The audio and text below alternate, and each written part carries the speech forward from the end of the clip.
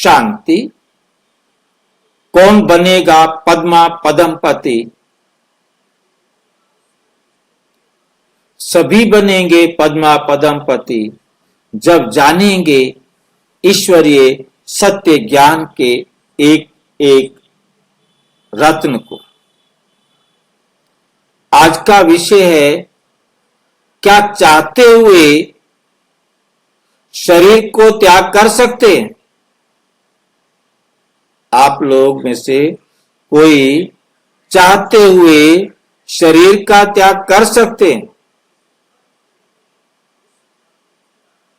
क्यों और कैसे? नहीं कर सकते भाई। नहीं कर सकते। क्यों नहीं कर सकते? ड्रामा में होगा तो कर सकेंगे। ड्रामा में होगा तो कर सकेंगे, वैसे नहीं कर सकते। ये कानून अपराध है। हाँ जी, कानून के द्वारा अपराध है। अच्छा, हमारे गवर्नमेंट के कानून से शरीर की हत्या करना अपराध है। आप देखते हैं क्या होता है इसका। क्या चाहते हुए शरीर का त्याग संभव है?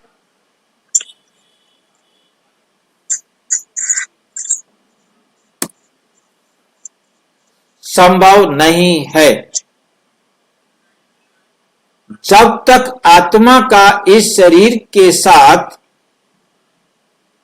जब तक आत्मा का इस शरीर के साथ जुड़ा हुआ कोई भी अच्छा या बुरा पार्ट पूरा नहीं हो जाता, तब तक आत्मा चाह कर भी शरीर को का त्याग नहीं कर सकती। चाह कर भी त्याग नहीं कर सकती।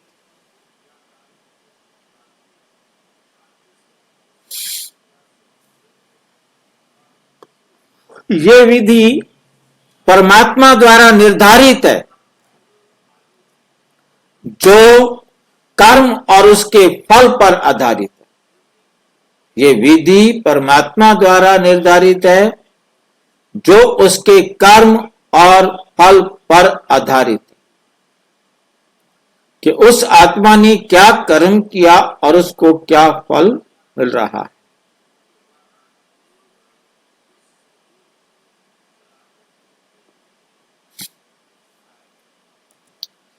दूसरा संभव है।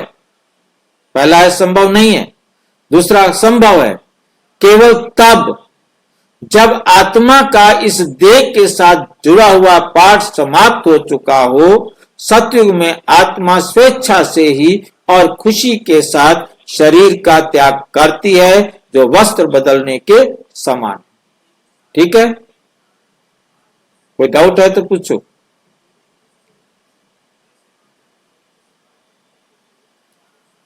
कोई डाउट है तो पूछो।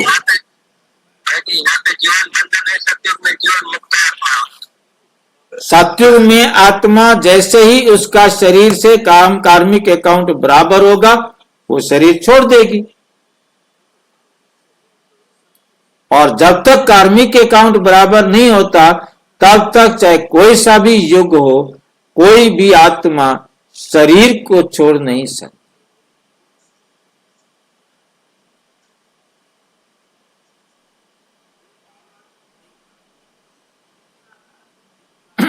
ठीक है, छोड़ भी सकती है, नहीं भी छोड़ सकती, परंतु ड्रामा सबसे ऊपर है। नंबर 2, जीवघात पाप क्यों और कैसे चढ़ता है? शरीर का घात करना, शरीर की हत्या करना पाप क्यों और कैसे चढ़ता है?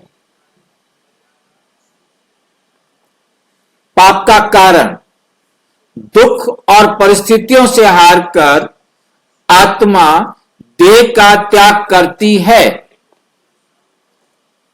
यह त्याग स्वाभाविक या सकारात्मक नहीं होता, बल्कि मजबूरी और दुखद भावना से प्रेरित होता है। जीवघात करने वाले अपने परिवार और समाज को भी दुखी करते हैं। परिणाम, दूसरों को दुख पहुंचाने और जीवन के कर्तव्यों से भागने के कारण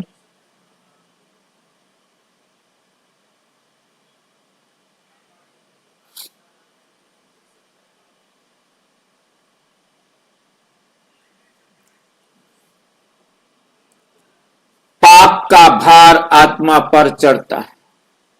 अब उसने जो भी कर्म किया, जीवघात किया, जिन जिन आत्माओं को दुख पहुंचाया,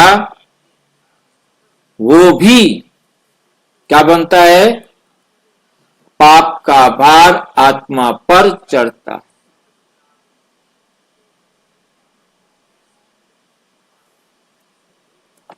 नंबर 3, सतयुग में शरीर त्याग क्यों पाप नहीं चढ़ता? अब पाप चढ़ता है तो सतयुग में आत्मा शरीर छोड़ते हैं तो क्यों पाप नहीं चढ़ता? खुशी और समय पर त्याग। सतयुग में आत्मा अपने समय पर खुशी से त्याग करती है।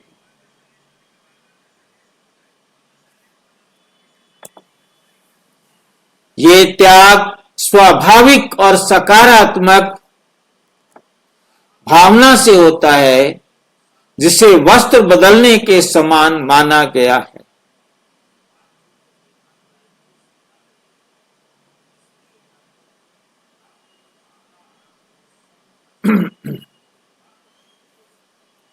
भावना से जिस वस्त्र बदलने के समान माना गया है, दूसरों को दुख नहीं होता।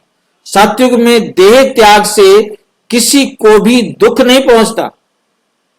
ये प्राकृतिक प्रक्रिया के अंतर्गत आता है, इसलिए इसे पाप नहीं माना जाता। सतयुग में शरीर छोड़ने को पाप नहीं माना जाता।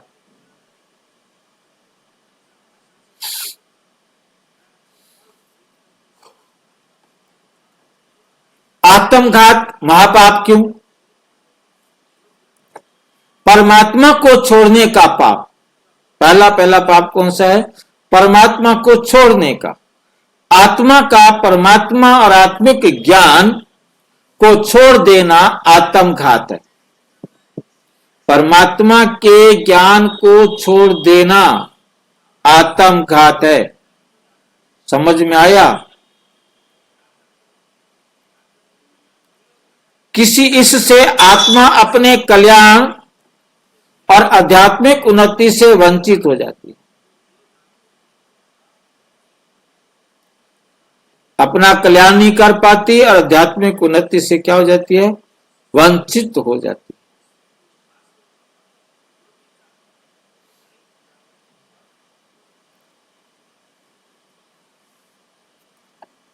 आध्यात्मिक उन्नति से वंचित हो जाता है। परमात्मा और कर्म की निंदा। आत्मघात से परमात्मा के कर्म, यज्ञ और ज्ञान की अवहेलना होती है। ये पाप जीवघात से भी बड़ा है। आत्मघात का जो पाप है वो जीवघात से भी बड़ा है। क्यों? क्योंकि ये आत्मा के भविष्य को अंधकारमय बना देता है।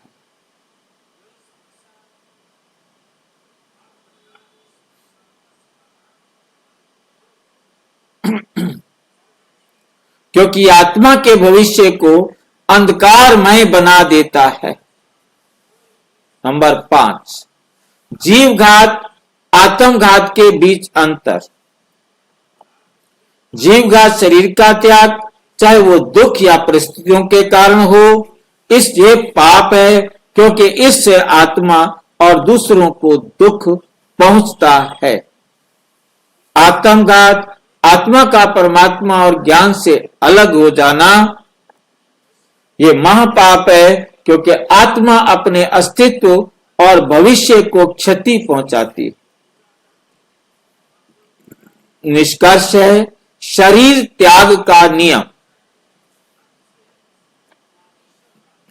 शरीर का त्याग तभी संभव है जब आत्मा का इस देह के साथ जुड़ा हुआ पार्ट पूरा हो, वरना शरीर त्याग नहीं कर सकते आप।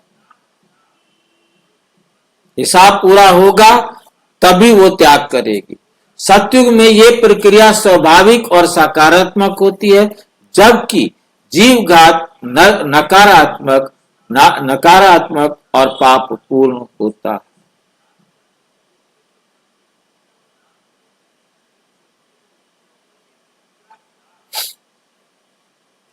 जीवघात नकारात्मक और पापपूर्ण है। आत्मघात से बचाव के उपाय। परमात्मा से जुड़कर ज्ञान और योग का अभ्यास करते हुए आत्मा अपने कल्याण और भविष्य को सुरक्षित कर सकती है। आत्मघात से बचना आत्मा के लिए सबसे आवश्यक है। आत्मघात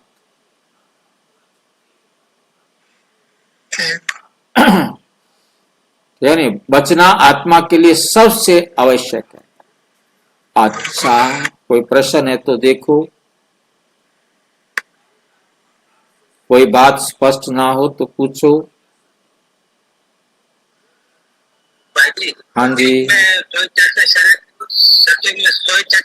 छोड़ते हैं तो उसकी विधि क्या होगी? जैसे यहाँ शरीर छोड़ते हैं, कहीं से छलांग लगाते हैं या दवा पीते हैं, कुछ करते हैं, फांसी लेते हैं, आत्महत्या तो जीव हत्या करते हैं, तो वहाँ शरीर छोड़ने की विधि क्या होगी? कुछ भी नहीं। शरीर छोड़ने के लिए बाबा ने बता दिया कि हिसाब किताब बराबर होगा तभी आत्मा शरीर को छोड़ेगी। बिना कार्मिक अकाउंट के कोई आत्मा शरीर को नहीं छोड़ेगी।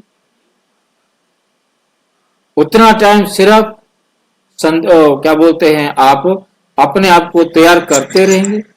पीछे का संस्कार होंगे तो आत्मा आत्मघात कर लेगी भाई जी। हाँ जी, पीछे का कोई संस्कार रहा होगा, आत्मा का आत्मघात करे रहा होगा तो करेगी नहीं। संस्कार हिसाब किताब तो है ही।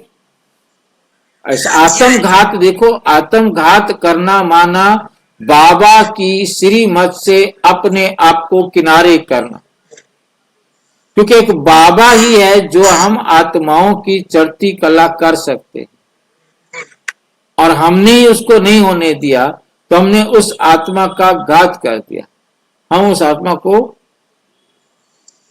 जैसा भी व्यवहार किया, जैसा भी बात की, वो गलत हो गई ना।